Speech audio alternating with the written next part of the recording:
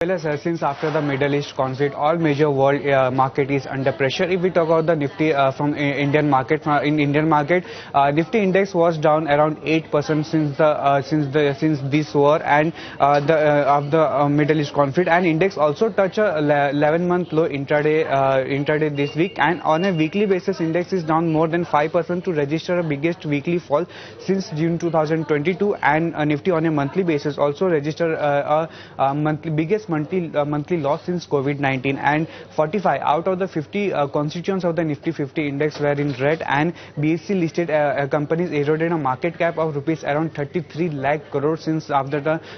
this Middle East conflict, and auto index contribute most to Nifty's decline, with Tata Motor passenger vehicle, Eicher Motor and L&T were the top losers of the Nifty index since the war started. And on the gainer front,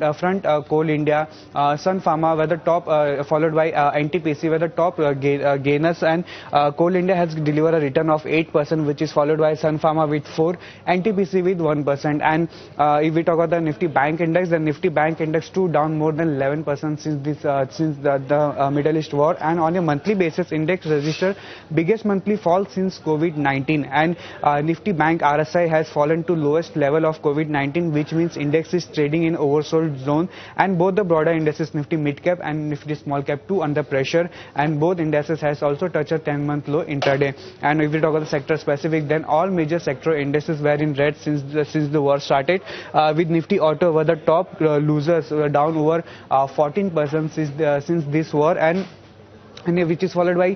Nifty PSU Bank, Nifty Realty, Nifty Metal, Nifty FMCG and Nifty IT. Nifty IT is down more than 5% since this war, and Nifty Auto was a top sector losers, down over 14% after the war, and this week also auto index is down 10 to 11% to register a biggest weekly loss since COVID-19, and all the constituents of the index are in red, and auto sector were massive under pressure on the back of the gas supply disruption. If we talk about the losers, then Ashok Leyland, Tata Motor passenger vehicle, Bosch, Eicher Motor and Maruti Suzuki were the top losers, which is down around 15 to 19%. And if we compare Nifty 50 index with the other asset classes, then in USD term, Nifty index is down more than 9.5%. Gold is down 4%. Brent crude, which is the commodity, is down more than 40, which is up more than 40% since the war started, and